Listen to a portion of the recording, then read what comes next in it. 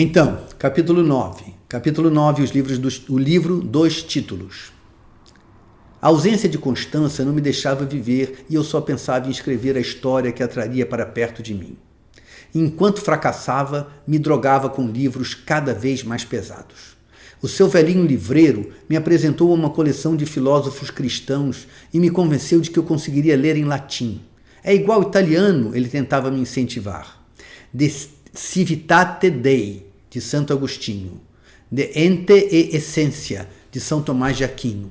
Até em grego ele jurava que eu conseguiria ler. Aí está escrito em grego, mas eu não tenho a menor ideia de como fala. Em grego, de Hesíodo, que quer dizer os trabalhos e os dias. Mas em grego não deu. O latim, em compensação, era forte. O sentido me escapava, mas eu conseguia ler a sonoridade. E aquela música sagrada levava o meu eu rico a enfrentar exércitos bíblicos e ter o desempenho sexual de um semideus. E a comprar tudo o que queria. Roupas, carros, presentes, cavalos. A filosofia grega, o seu velhinho livreiro, me deixou ler em francês. Mas os títulos, ao menos, eu tinha que aprender em grego. Aí tem outro título em grego, de Platão, que quer dizer Le Banquet. Mesmo dopado pela leitura, a angústia era grande. Algumas vezes tive que suspender o meu campeonato de futebol de botão por falta de condições emocionais. La Métaphysique, de Aristóteles. Eu precisava fazer alguma coisa para não enlouquecer. Decidi não seguir com os estudos e começar a trabalhar. Aquele estava sendo um ano difícil para mim. Terminar o segundo grau havia demandado muita concentração e, para minha grande tristeza, eu tinha sido reprovado no exame para tirar a carteira de motorista 2 vezes. O exame é muito difícil. Resolvi dedicar 6 meses para me preparar antes de uma nova tentativa. Não tinha como eu estudar para o vestibular e me organizar para enfrentar o psicotécnico ao mesmo tempo. E eu ainda tinha o livro para Constância esperando por ser escrito. E a voz, depois de uma longa trégua, tinha voltado a me procurar com aquela história de eu ser Jesus Cristo. Não é fácil dissuadir a voz, ela é insistente. E como não tem corpo, a gente não pode fazê-la calar acertando-lhe um tiro na cabeça. Temos que aguentar, ter paciência. O melhor é a gente fingir que não está ouvindo e deixar a voz falando sozinha. Le Dernier Jour d'un Condamné, de Victor Hugo. The Naked Sun, de Isaac Asimov. Cidade de Deus, de Paulo Lins. Um emprego seria bom. Ocuparia o meu tempo com coisas fáceis de fazer e me livraria da acusação de vagabundo que eu temia que o meu pai viesse a me imputar. Meu pai era descrente de tudo, menos do homem, como ele dizia, mas não negava a possibilidade remota de existir alguma verdade no mistério, ainda que ele não cresce. Talvez o mistério seja só ele mesmo, lembro dele dizer, tentando me atrair para uma conversa educativa. Meu pai prezava os assuntos do indivíduo mais do que a política, mas às vezes mudava de opinião. Advogava uma pobreza digna, libertadora. A prisão mais severa é a ganância pelo poder que é filha da ambição material. Não queira muito e você vai ter tempo para aproveitar a vida. Eram essas as verdades que norteavam a vida de meu pai. Mas ele mesmo duvidava delas e vivia colocando em questão as próprias convicções. Meu pai não tinha certezas, mas não fazia drama de sua perplexidade. Ele era um diletante. Qualquer assunto lhe interessava. Pensava em tudo, sem preocupação de chegar a lugar nenhum. Anunciava as suas ideias, contava piadas ou dava broncas com a mesma suavidade com que enfrentava alegrias ou tristezas. Meu pai não tinha ansiedade. Fazia jardinagem e alimentava passarinhos. Eu nunca gostei dele e acho que ele também nunca gostou de mim. Não que ele tenha me maltratado ou tenha sido violento comigo, nunca o foi. Mas o meu modo de ser não o agradava, simplesmente. Diante da sua passividade, a minha insatisfação com tudo e o meu temperamento determinado lhe pareciam uma revolta sem fundamento. Quantas vezes ele me aconselhou que tivesse calma e alertou que a minha permanente atitude personalíssima só me traria conflitos. Quanto mais serenamente ele me aconselhava, mais irritado eu ficava. A única vez em que ele se exasperou comigo foi dessa vez, quando eu lhe comuniquei que não faria curso universitário porque queria ganhar a vida. E, além do mais, eu não precisava de professor para aprender. Elevando minimamente a voz, ele me disse que eu não era diferente de ninguém e que essa minha ambição de querer ser original em tudo era uma estupidez. Desculpe dizer, ele disse, se desculpando. Essa foi a última conversa substancial que tivemos. A partir de então, tratamo-nos bem, mas sem proximidade. As Intermitências da Morte, de José Saramago. Eu via que ele sofria por não ter se afeiçoado a mim. Talvez meu pai tenha passado a vida inteira tentando me amar, mas não conseguiu. Ensaio sobre a Lucidez, de José Saramago. O seu velhinho livreiro havia me convencido de que devemos ler as obras completas de certos autores e, sem interrupção, um livro logo em seguida do outro. Todos os nomes, de José Saramago.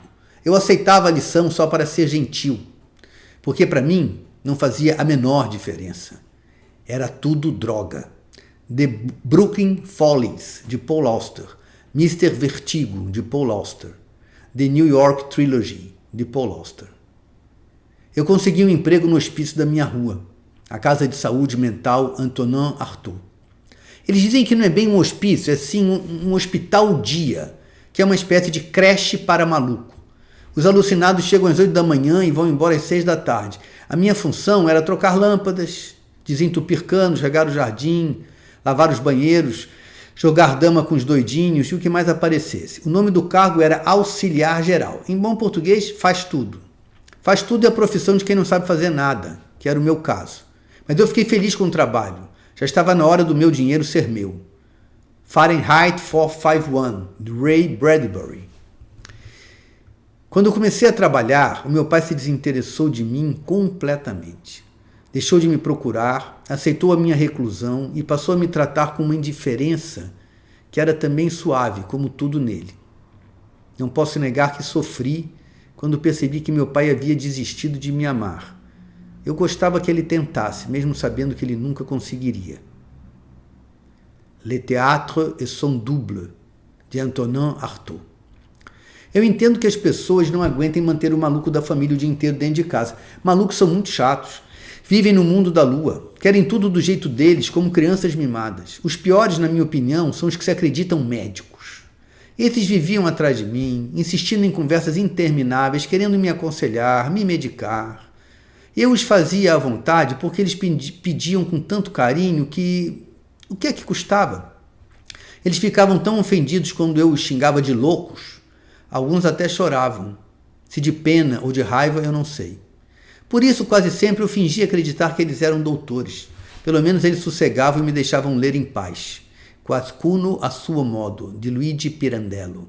La Bête Humaine, de Émile Zola.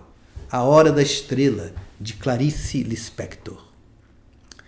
Quando eu já estava me habituando ao meu novo cotidiano e já vivia resignado com a saudade de Constança, tão velho com o seu reumatismo, o meu amigo veio com uma grande notícia. Como presente por ter sido aprovado no vestibular para Direito, grande coisa, ele tinha ganhado dos pais uma viagem para Londres. Ele me contou eufórico, gritando através da grade do jardim do hospício enquanto eu arrancava o mato da grama.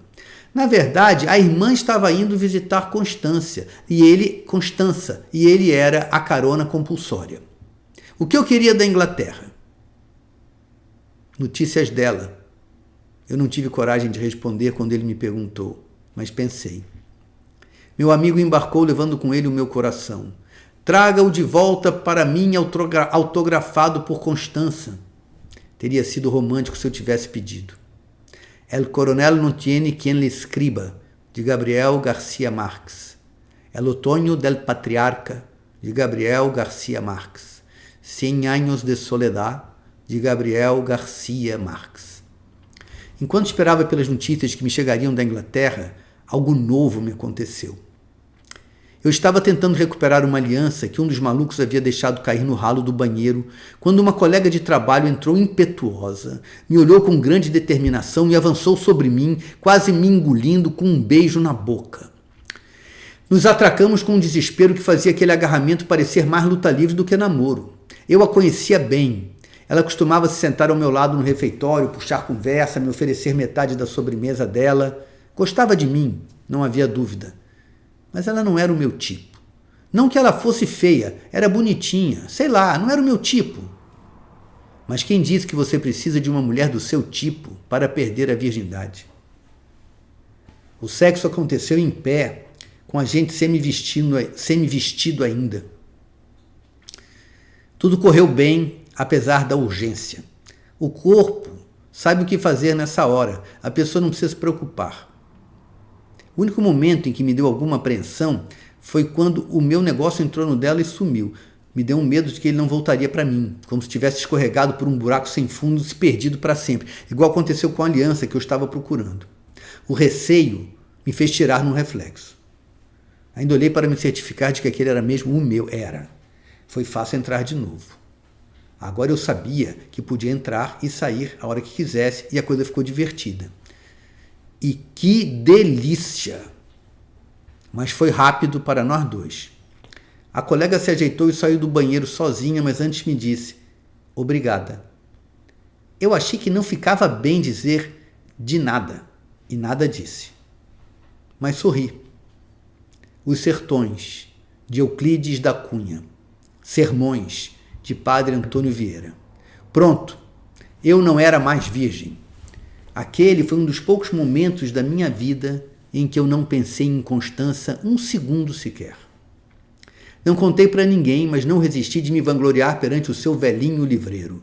Ele ficou orgulhoso de mim. O seu velhinho livreiro tinha uma conversa mesmo muito boa. Um homem antigo, acho que ele devia ter quase uns 80 anos. A loja era uma herança de família. O pai tinha comprado uma máquina de impressão nos anos 40 do século passado.